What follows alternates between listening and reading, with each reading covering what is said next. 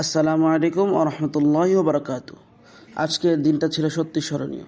সকাল সকাল আমরা সবাই মিলে বের হয়েছিলাম নওগাঁ ডিএন কলেজ মাঠে অনুষ্ঠিত খতমে নবুয়তের সম্মেলনে অংশ নেওয়ার জন্য। হুন্ডার বড় যেন জানিয়ে দিচ্ছিল খতমে নবুয়তের মর্যাদা রক্ষায় এই উম্মতের অন্তরে এখনও জ্বলে ঈমানের আগুন। রাস্তা জুড়ে ছিল মানুষের আনাগোনা, হাতে ব্যানার, মুখে স্লোগান, খতমে নবুয়ত বিশ্বাস আমাদের ঈমানের অংশ। মুহাম্মদ সাল্লাল্লাহু আলাইহি ওয়াসাল্লাম শেষ নবী, তারপর আর কোনো নবী নেই, তারপরে নবী নেই। এই আওয়াজগুলো কানে নয় মনে গিয়ে বাজছিল। মাঠে পৌঁছে দেখি চোখে পড়ার মতো দৃশ্য। হাজার মানুষ ভরে গিয়েছিল চারদিকে। তরুণ, প্রবীণ, আলেম, ওলামা, মাদ্রাসা ছাত্র, সাধারণ মানুষ সবাই এক উদ্দেশ্যে একত্রিত। মঞ্চে এখনই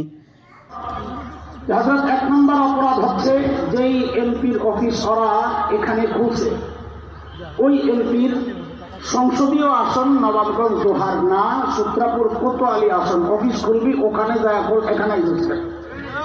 অপরাধ নম্বর 1। অপরাধ নম্বর 2, যে এমপির অফিস ওরা খুলেছে ওই এমপির ডেট এক্সপায়ার হয়ে গেছে 30 বছর আগে, এই জন্য গনে গনে 30টা পিটা লাগাই গেছে। এখন আপনাদের কাছে জিজ্ঞেস করতে চাই, এই মৃত্যু 30 বছর আগের সাদেক হোসেন খোকার এমপির অফিস এই আসনে আইসা খোলা ঠিক আছে, এই পাগলামি করা ঠিক আছে না পিটা দেওয়া ঠিক আছে? कहते हैं अगर पूरी कायनात के सारे लोग मिलकर हमारे खुदा को सजदा करें और रूहियत में इजाफा नहीं है, सारे सजदे से इनकार कर दे और रूहियत में। मूसा आखिरी नबी है, इंजील में ये लिखा हुआ नहीं है। ईसा आखिरी नबी है, लेकिन जब कुरान आया, कुरान वाला नबी आया, कुरान ने कह दिया मा कान मुहम्मदुन अबा अहदिन मिन रिजालिकुम वलाकिन रसूल अल्लाह व खातमुन नबिय्यीन। कुरान ने कह दिया हुजूर आखिरी नबी है, कुरान का फैसला आ गया।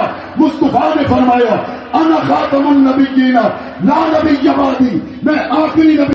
এই মহাসমাবেশের ঘোষণাপত্র আমি দেখতেছি। খতমে নবুয়ত সংরক্ষক কমিটি বাংলাদেশ ঢাকা জেলা দক্ষিণের উদ্যোগে আয়োজিত খতমে নবুয়ত সম্মেলনের ঘোষণাপত্র, তারিখ 10 নভেম্বর 2025 খ্রিস্টাব্দ, ইসলাম নবাবগঞ্জ ডিএন কলেজ মাঠ, ঢাকা। আসসালামু আলাইকুম ওয়া রাহমাতুল্লাহি ওয়া বারাকাতুহু। সম্মানিত নবী প্রেমিক তাওহীদি জনতা, সম্প্রতি আমরা লক্ষ্য করছি কাদিয়ানীদের দোসর ঢাকা জেলার নবাবগঞ্জ উপজেলার রামনাথপুর গ্রামের জনৈক বরকতুল্লাহ অনুসারীরা ইসলাম ও মুসলিম উম্মার বিরুদ্ধে ধারাবাহিকভাবে ষড়যন্ত্র চালিয়ে যাচ্ছে। তারা নিজেদের প্রচারণা ও লেখনীর মাধ্যমে খতমে নবুয়তের মৌলিক আকীদার বিরোধিতা করছে। তারা প্রকাশ্যে ওহীর দরজা বন্ধ হয়নি বলে দাবি করছে, যা সরাসরি কুরআন সুন্নাহ এবং ইসলামের মৌলিক বিশ্বাসের